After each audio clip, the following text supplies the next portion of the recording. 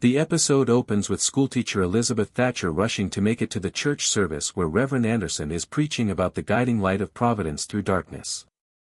She arrives a little late, leading to a brief, slightly barbed exchange with Constable Jack Thornton about punctuality and decorum. "Heathen," Jack playfully calls her for being late. "Uncouth," she retorts, for him whispering during the sermon. After the service, Mr. Goen, the mining company manager, speaks privately with Reverend Anderson, expressing his displeasure at the low attendance at the Reverend's services, especially when Kat Montgomery is drawing a larger crowd with her outdoor gatherings. Goen pointedly mentions the Reverend's salary and the rebuilding of the church. In her makeshift outdoor classroom, Elizabeth teaches her students about how ancient Romans told time using sundials. She introduces the Latin phrase, ut ora fugit vita, as an hour, life flies. When she asks the children to write or draw about their most important hour of the day, young Rosaline Sullivan remains silent, neither writing nor drawing. Rosaline's continued silence is clearly a source of concern for Elizabeth. Reverend Anderson pays a visit to Kat Montgomery. He expresses his concern that she is also holding services on Sunday mornings, attracting those he considers his congregants. Mrs. Montgomery explains that after the mine disaster, she simply told stories to the children to lift their spirits, and then their parents began to attend as well. She frankly states that if the Reverend isn't meeting their spiritual needs, they will go to someone who will, and she won't stop if what she's doing brings them comfort. Later that evening, Elizabeth is invited to dinner at the home of Molly Sullivan, Rosaline's mother. During the meal, Molly shares her heartbreak over Rosaline, explaining that she was once a happy child but hasn't spoken a word since the day the mine disaster claimed her father. Rosaline used to take her father his lunch pail at the mine every day. Molly desperately pleads with Elizabeth, as a teacher, to find a way to help Rosaline. Elizabeth also recounts how she and Rosaline encountered a frightening-looking man with a broken-down wagon, Wendell Backus, who seemed to terrify Rosaline. Molly confirms that Wendell is a drinker who has worsened since the disaster. Before Elizabeth leaves, Rosaline silently hugs her goodbye. Molly implores Elizabeth to help her daughter. Meanwhile, Constable Jack Thornton, at the urging of Reverend Anderson who suspects arson, begins to reinvestigate the church fire. Jack visits the burned site and finds an empty tin can. He takes it to Ned Yost's mercantile. Ned identifies it as a whale oil can, something that has been obsolete for decades. Jack wonders who would still be using such a thing. Back in the classroom, Elizabeth tries to engage Rosaline, who appears tired and hasn't eaten her lunch. When Elizabeth suggests Rosaline draw her feelings if she can't speak them, Rosaline remains withdrawn. After class, as Elizabeth is about to walk Rosaline home, the little girl suddenly runs off. Constable Jack Thornton visits Kat Montgomery's home, presumably to ask about the fire. He walks into a scene of loving chaos in a house full of children. His attempts at conversation are constantly interrupted. In the end, Jack only asks for a spare coal caddy. As he's leaving, Elizabeth hurries after him, her voice filled with alarm. She recounts how Rosaline again showed fear at the sight of Wendell Backus, and she's convinced something is deeply wrong concerning him and Rosaline's silence. Jack, though initially a bit skeptical of Elizabeth's judgment, promises to speak with Wendell.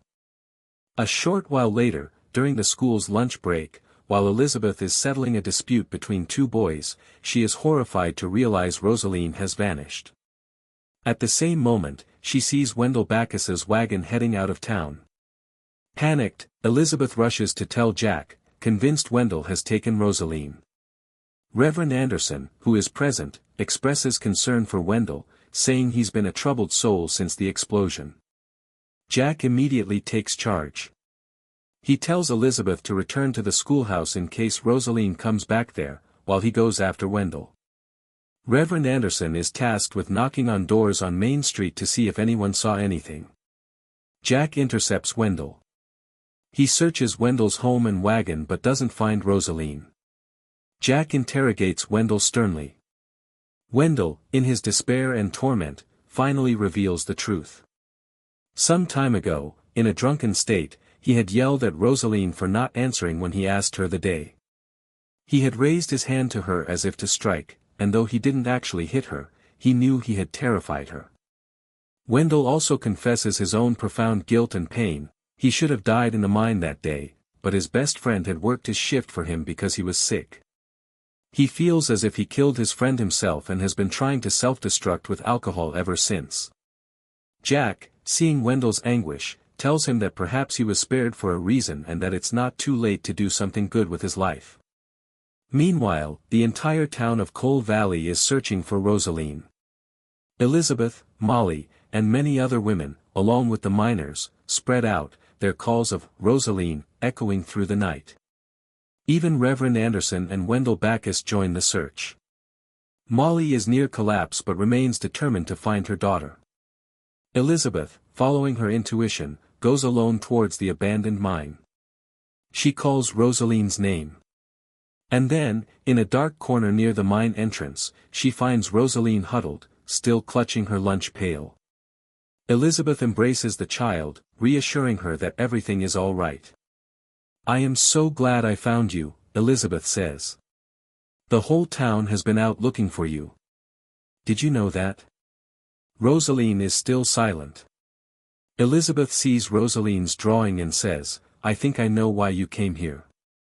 You wanted to bring your daddy his lunch, didn't you?" And then, the miracle happens.